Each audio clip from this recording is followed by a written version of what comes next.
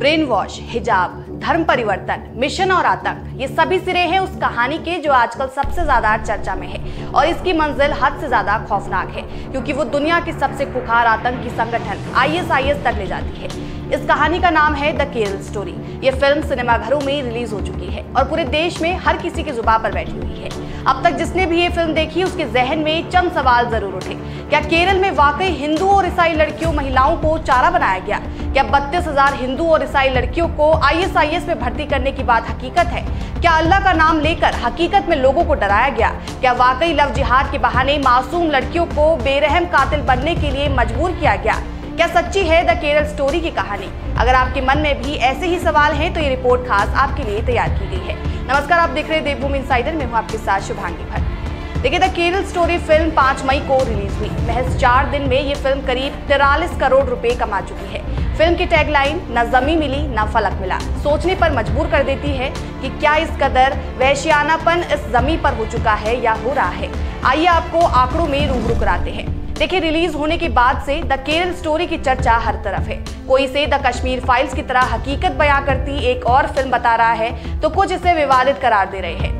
आलम तो ये है कि इस फिल्म को लेकर सियासत भी शुरू हो चुकी है। तमिलनाडु और पश्चिम बंगाल में इस फिल्म पर बैन लगाया जा चुका है तो झारखंड और केरल जैसे राज्यों में भी इसकी मांग की जा रही है। फिल्म की वजह से राज्य की छवि बिगड़ने का दावा किया गया है। ऐसे में इतना तो तय है कि द केरल स्टोरी साल की सबसे चर्चित फिल्म साबित हो सकती है। इस फिल्म में देश की हिंदू और ईसाई महिलाओं की आपबीती दिखाई गई है जिनका ब्रेन वॉश करके पहले उन्हें इस्लाम कबूल करने पर मजबूर किया गया और बाद में ISIS आतंकवादी बना दिया गया। डायरेक्टर सुदीप्तो सेन के निर्देशन में बनी इस फिल्म के प्रोड्यूसर विपुल अमृतपाल शाह है। वहीं फिल्म में अदा शर्मा, योगिता बिहारी, सोनिया बलानी और सिद्धि इदनानी ने अहम भूमिका निभाई है। क्या है द केरल स्टोरी की कहानी? फिल्म द केरल स्टोरी की कहानी की बात करें तो इसमें हिंदू और ईसाई लड़कियों की सच्ची कहानी दिखाई गई है जिन्हें इस्लाम को मानने वालों ने लव जिहाद में फंसाया और बाद में ISIS आतंकी बनने के लिए इराक, सीरिया और अफगानिस्तान भेज दिया। इसमें दिखाया गया है कि कैसे केरल की मासूम हिंदू लड़कियों को लव जिहाद के जाल में फंसाया जाता है और फिर उन्हें इस्लाम कबूल करवाकर आतंकवाद की आग में झोंक दिया जाता है। क्या हकीकत है द केरल स्टोरी की कहानी? अब हम बढ़ते हैं उस सवाल की तरफ जिसके लिए इस रिपोर्ट को तैयार किया गया है। क्या द केरल स्टोरी की कहानी सच्ची है? तो इसका जवाब है हाँ। दरअसल साल 2021 के दौरान एक इंटरव्यू में सुदीप्तो सेन ने केरल के पूर्व मुख्यमंत्री ओमान चांडी से हुई बातचीत के आधार पर बताया था कि राज्य में 32,000 हिंदू और ईसाई लड़कियों का जबरन धर्म परिवर्तन कराया गया। ओमान चांडी ने बताया था कि केरल में हर साल 2800 से 3200 लड़कियां इस्लाम अपना रही है। पिछले 10 साल में यह आंकड़ा 32,000 के पार पहुंच चुका है। फैक्ट चेक के दौरान कई चैनलों ने इसे आंकड़े को फेक बताया था, लेकिन जब अफगानिस्तान में तालिबान ने दोबारा हुकूमत कायम की तो यहाँ की जेल में 4 भारतीय महिलाएं कैद मिली। जांच में सामने आया कि इन चारों महिलाओं को ISIS में शामिल होने के लिए अफगानिस्तान भेजा गया था। ये चारों महिलाएं अपने अपने पति के साथ ISIS में शामिल होने के लिए खुरासान प्रांत ISKP गई थी। हालांकि उनके परिजनों ने भारत सरकार से गुहार लगाई थी कि उनकी बेटियों को आजाद कराकर भारत लाया जाए। सरकार ने इसकी इजाजत नहीं दी, जिसके बाद उन्हें अफगानिस्तान की जेल में ही कैद छोड़ दिया गया।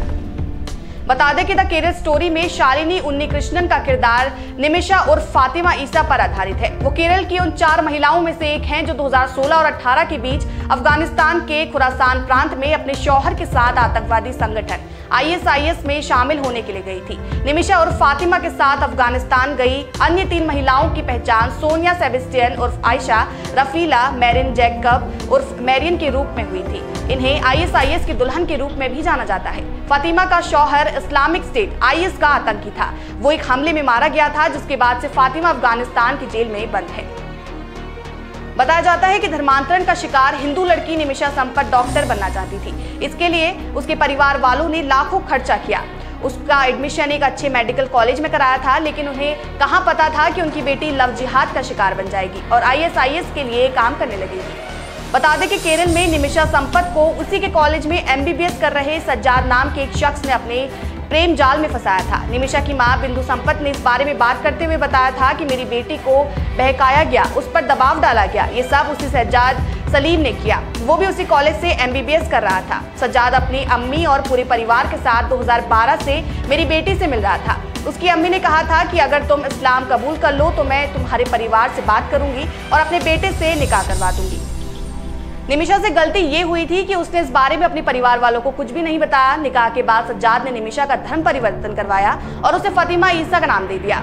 जब वो गर्भवती हो गई तो उसने उसे तलाक दे दिया। फिर एक मुस्लिम संगठन ने मदद के नाम पर उसका दोबारा निकाह करवाया। BDS की छात्रा निमिषा 19 अन्य लोगों के साथ कासरगोड में अपने कॉलेज से 2016 में लापता हो गई थी। वो अपने शौहर के साथ अफगानिस्तान में IS के कब्जे वाले इलाके में पहुंच गई थी। यहाँ फातिमा ने एक बच्चे को भी जन्म दिया। राष्ट्रीय जांच एजेंसी NIA ने भी इस मामले का खुलासा किया था कि निमिषा को आतंकवादी बनाकर अफगानिस्तान भेजा गया और अब IS आतंकी होने के आरोप में वहां की जेल में वो बंद है।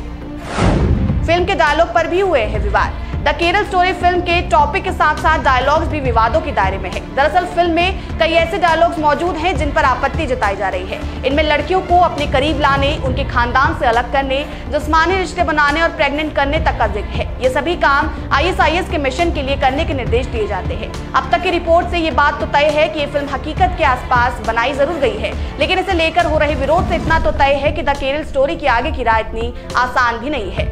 लेटेस्ट अपडेट्स के लिए देखते रहें देवभूमि इनसाइडर। आज ही डाउनलोड करें देवभूमि इनसाइडर।